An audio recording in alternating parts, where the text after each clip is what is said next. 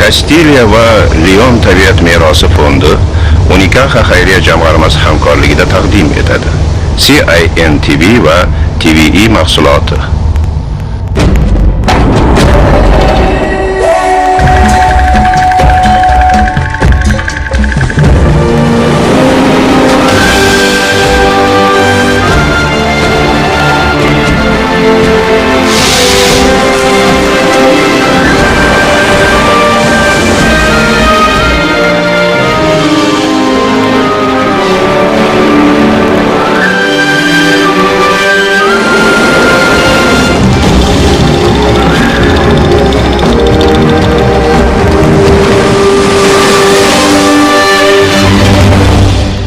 Hayot.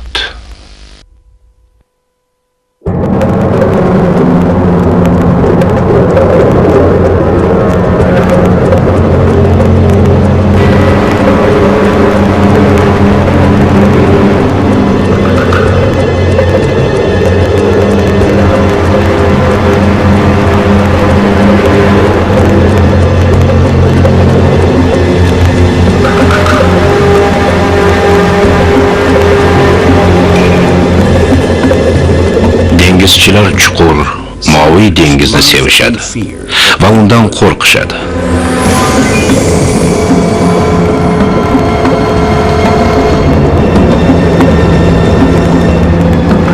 Ular uchun bu joy ham hayot nafasiga to'la, ham halokatlidir.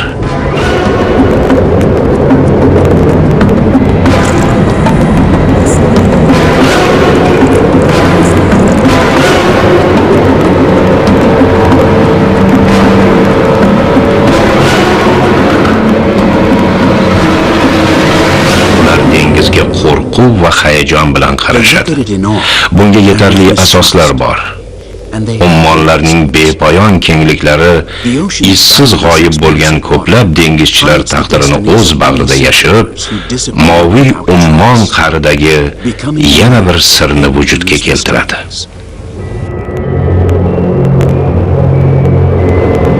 Moviy kengliklar qa'rida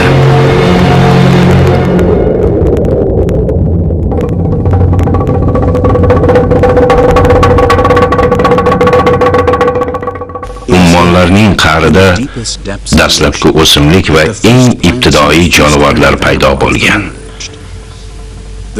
Dengiz esa bu ilk hayot ko'rinishlarining qadrdon go'shasi edi. Shuning uchun aniq taxmin qilish mumkinki, turfa xil jonivorlar va rang-barang hayot ko'rinishlari hamda har xil ekotizimlar ayniqsa dengiz va ummonlarda yorqin namoyon bo'lgan. Haqiqatan ham shunday.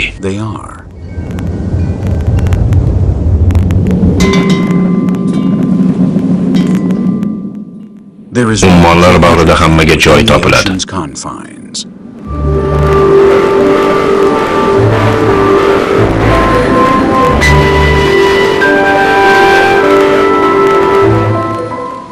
Qutb muzliklarining jonivorlari qalin teri va issiq yunglar bilan qoplangan.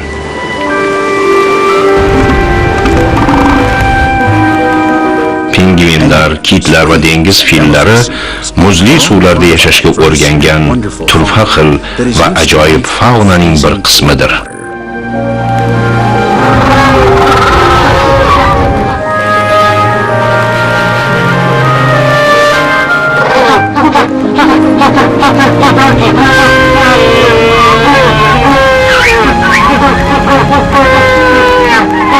Tropik dengizlar behisob qushlar turini o'ziga jalb qiladi. Ularning qumli sohillarida esa olamdagi dengiz toshbaqalarining asosiy qismi dunyoga keladi.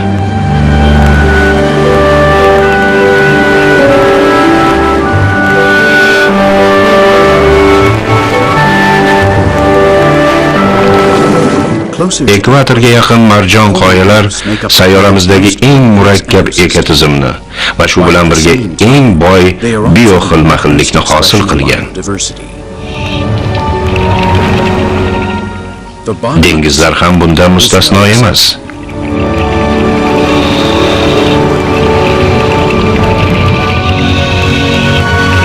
Ularning har bir qarich yeri, har bir qarich tubi o'zining kutilmagan tuhfalariga ega. Bunday turfaxillik natijasida ummonlardagi seroblik yuzaga kelgan.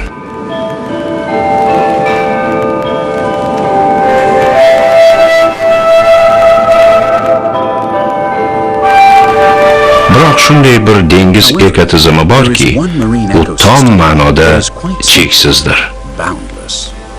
Bu ochiq dengizning moviy tubi, sayyoramizdagi eng ko'p suv zaxirasi, gorizontda osmon va suvdan boshqa hech narsa yo'q bo'lgan joydir.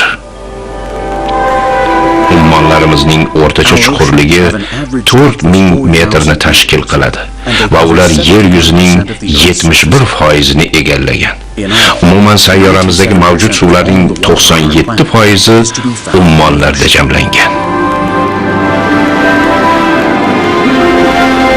Shuningdek, ularda turli-tuman ko'plab hayot ko'rinishlari mavjud. Lekin sahiy tabiatning bunday in'omiga qaramasdan, ummonlar qari va yuzasining ko'p qismini kimsasiz cho'llarga o'xshatish mumkin. Ochiq dengiz dunyodagi eng yirik, lekin o'simliklar va mavjudotlar eng kam bo'lgan, shu bilan birga eng kam o'rganilgan ekotizim hisoblanadi.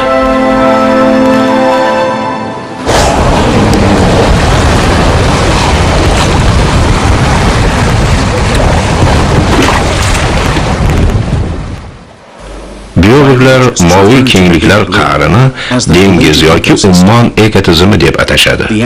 Bu yerda yashaydigan jonivorlar doimo sayohatda yoki oqim ixtiyorida bo'lishadi. Ularning quruqlikdan uzilgan hayoti faqat suvda kechadi. Dengiz ekotizimi faunasi orasida sayyoramizdagi eng buyuk sayohatchilar ham bor. Ummonlar kitlarning 100 yillar oldin qoldirgan so'qmoqlarini berkitadi.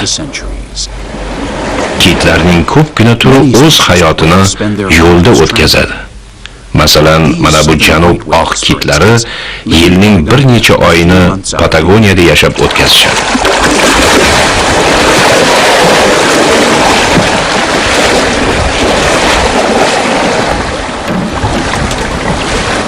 Yozda kitlar ozuqa qidirib qutbning sovuq dengizlariga yo'l olishadi. Juftlashish va nasl qoldirish uchun esa ular minglab kilometrlarni suzib o'tishadi. Umuman olganda, kitlar hayotining yarmi ushbu kimsasiz suvlarda u yoqdan bu yoqqa suzish bilan o'tadi.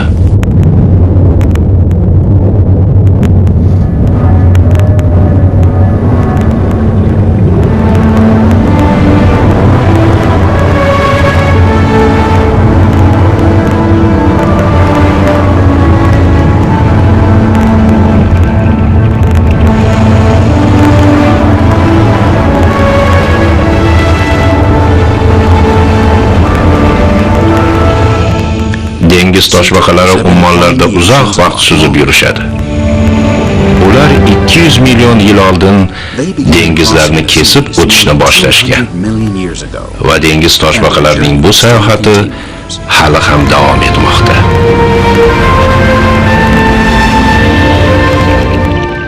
Toshbaqalar sohilga faqat tuxum qo'yish uchun kelishadi. Qolgan vaqtlarini ular minglab kilometrlarni suzib o'tishga sarflashadi.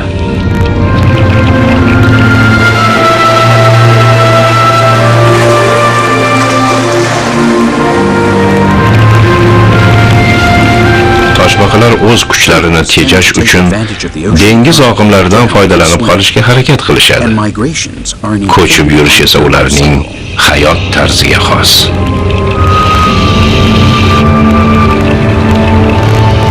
Toshbaqalar ko'payish va oziqlanish uchun boradigan manzillariga doimo sodiq qolishadi. Ularning ko'chishi bir necha yil davom etishi mumkin. Bu vaqt davomida ular ancha masofalarni bosib o'tishadi. dengiz toshbaqalarining mana bu turi sayyoramizdagi eng iliq dengizlardagi marjon qoyalarda o'sadigan suv o'tlarini yeyish uchun tropik dengizlarni ma'qul ko'radi. Natijada bu toshbaqalar boshqa turdoshlariga qaraganda kamroq sayohat qilishadi. Lekin sun'iy yo'ldosh orqali kuzatuvlar shuni ko'rsatadiki, bu toshbaqalar ozuqa ilinjida butun Ummon bo'ylab yuzlab kilometr masofalarni suzib o'tishadi.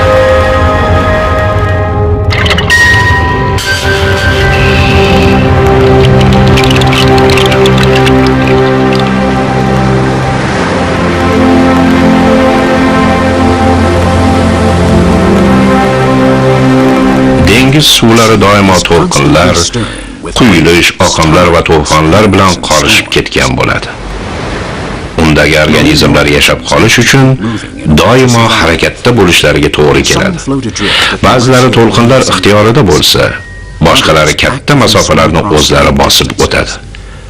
Qolganlari esa kunini suv tubiga sho'ng'ib, yana suv yuzasiga chiqish bilan o'tkazadi. Ularning hammasini jo'shqin dengiz ta'sirida qandaydir munosabatlar birlashtirib turadi.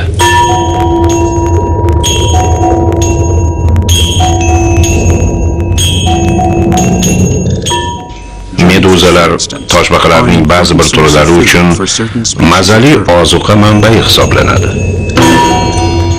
Bu nafis mavjudotlar juda qadimiydir.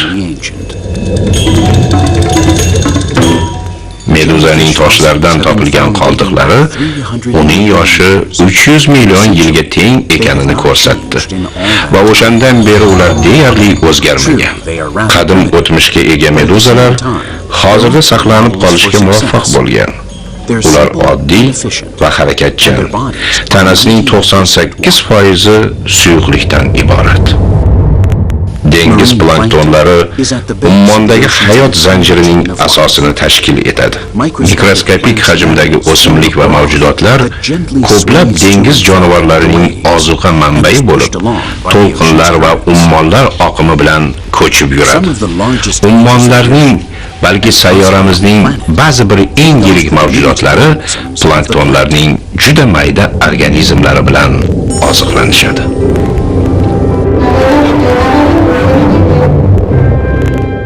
The manta ray is a close relative of the shark.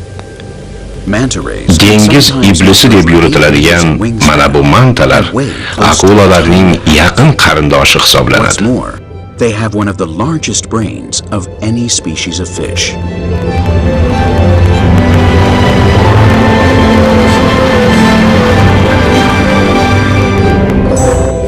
Ba'zida qanotlarini yoyganda 8 metrgacha keladi.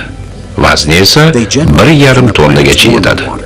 Bundan tashqari, baliqlar orasida ular eng katta miyaga ega hisoblanadi. Based on plankton and small fish that they often catch while swimming close to the ocean surface.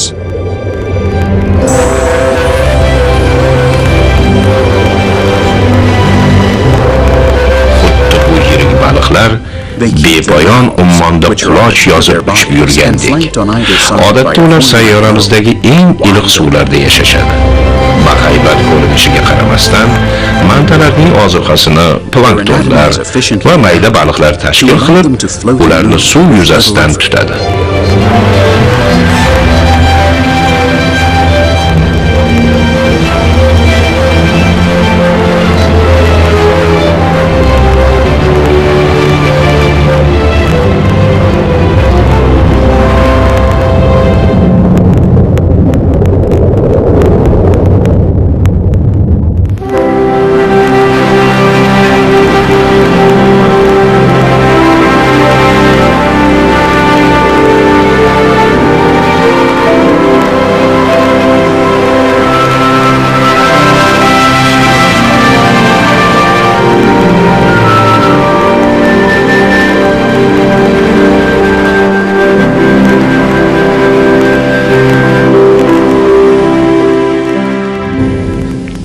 Ochiq ummonlarda hayot o'zining salbiy va ijobiy tomonlariga ega.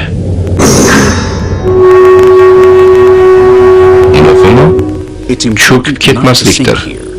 Demak, suzish yoki oqim bilan birga harakatlanishning yo'lini topish kerak. Vazifalarni uddalay olmaydiganlarning hayoti esa suvning qorong'u va sovuq tubida o'z poyoniga yetadi.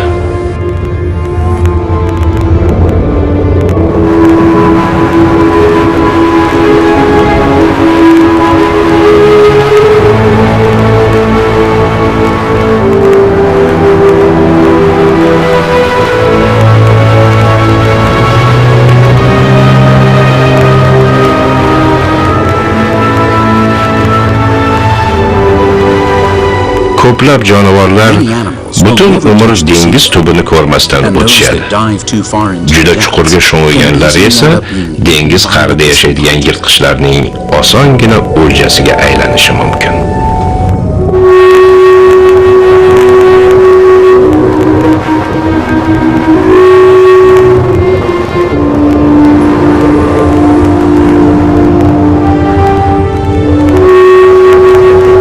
Akulalarning 350 dan ko'proq turi mavjud. Ba'zilarining tanasi suvning o'ta chuqur joylaridagi sharoitga juda yaxshi moslashgan bo'ladi. Suyri tanalari ularga kam kuch sarflab, tez va chaqqon harakatlanish imkonini beradi. Shuning uchun suzishda akulalarga teng keladigani juda kam topiladi.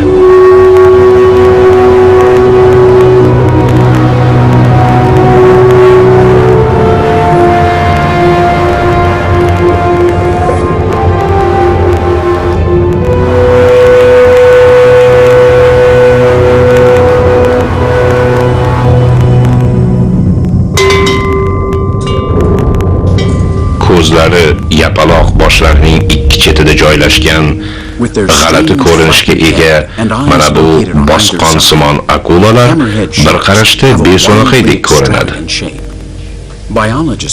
Lekin biologlarning fikricha, bu akulalar dengiz qa'rida yashashga juda yaxshi moslashgan.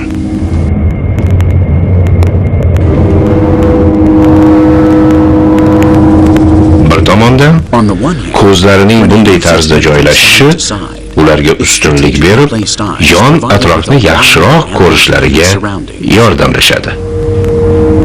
Ikkinchi tomondan yapaloq boshlari va suzgichlari suv ostida harakatlarini boshqarishiga yordam berib, muvozanatni saqlash va hujum vaqtida mo'ljalni aniq olish imkonini yaratadi.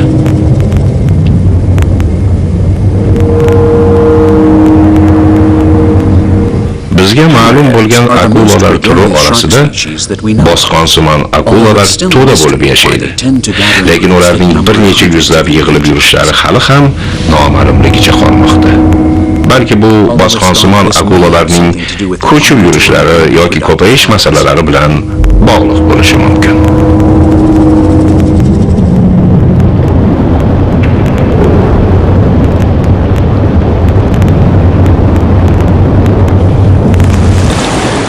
Dengizdagi hayotning ko'p qismi 200 metrgacha bo'lgan chuqurliklarda, ya'ni sohil yaqinida yoki dengiz va ummonlarning nisbatan sayozroq bo'lgan joylarida kechadi. Ummonlar o'rtasida joylashgan orollar ko'plab dengiz jonivorlarining turini o'ziga jalb qiladi. Bunday orollar qirg'oq va dengiz tubidagi hayotni bir-biriga bog'lab turish imkonini beradi.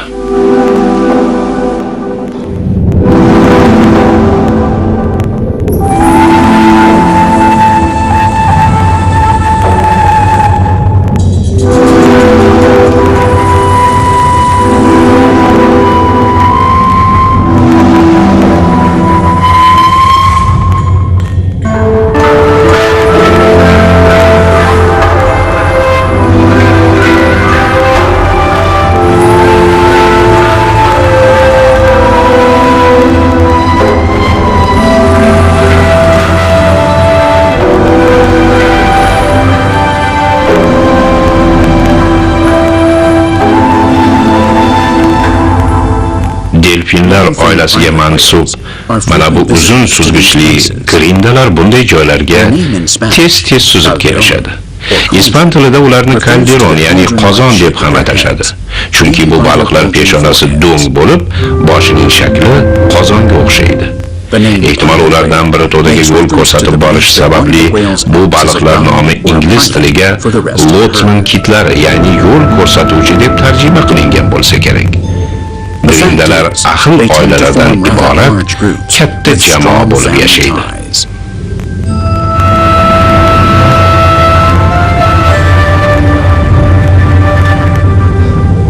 Ularni kitlar deb ham atashsa-da, aslida kit emas, balki yirik delfinlardir.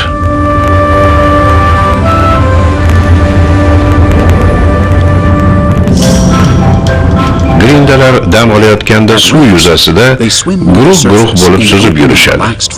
Ona va bola grinda har doim birga. Chunki baliqchalar 2 yoshgacha ona suti bilan oziqlanishadi.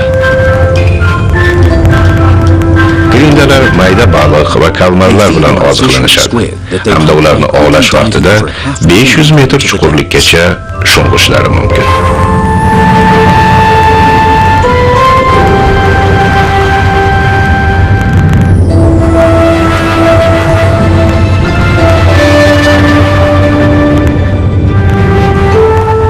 Boshlanishidan oldin grindalar guruhlarga yig'iladi va suv tubiga sho'ng'ib, u yerdan ozuqa qidiradi.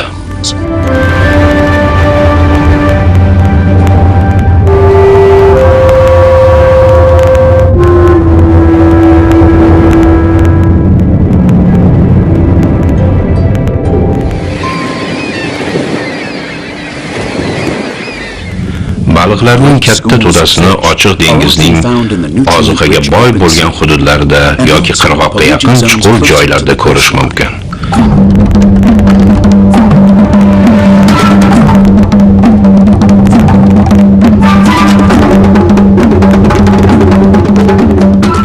Bir turdagi baliqlarning bunday ko'p miqdorda yig'ilishi odatiy holdir.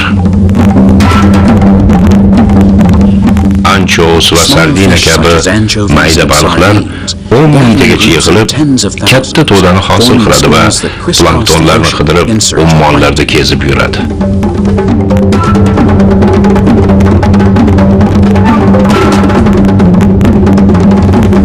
Ov orqali o'ziga ozuqa topadigan stavrida kabi kattaroq baliqlar ham kunduz kunlari to'da bo'lib yig'ilishadi.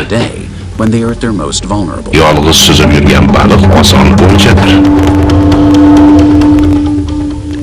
Ammo minglab baliqlardan hosil bo'lgan to'daning baravariga harakat qilishi har qanday tajovuzkor yirtqichni chalg'itadi va omon qolishga ko'proq imkoniyat qoldiradi.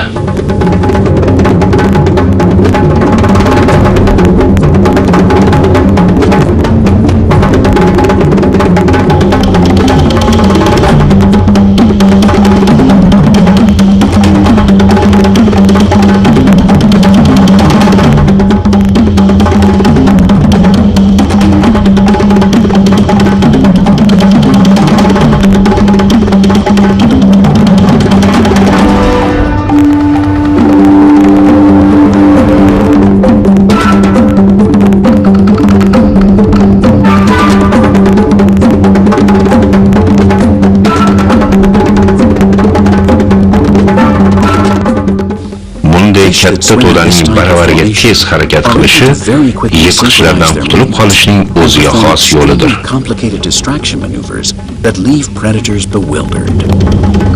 Ularning tirik qolishi mana shu jipsligiga bog'liq.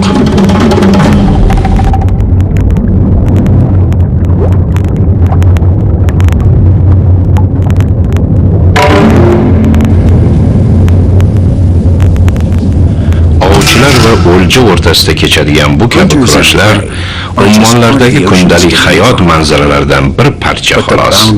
Lekin cheksiz ummon bag'rida bundan-da qiziqarli ko'plab voqealar sodir bo'ladi.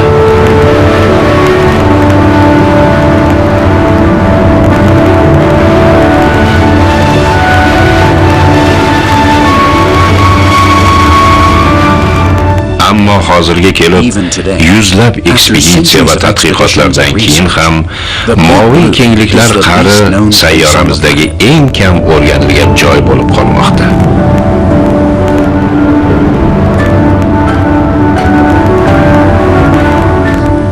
ilmiy uyushmalarning fikricha, dengiz mavjudotlari turining ro'yxatini tuzib chiqish uchun 3 asrdan 10 asrgacha vaqt kerak bo'lar ekan. Shunda ham ummonlar o'z bahridagi sir asrorlarini yashirib yotmasdan ochgan taqdirdagina albatta.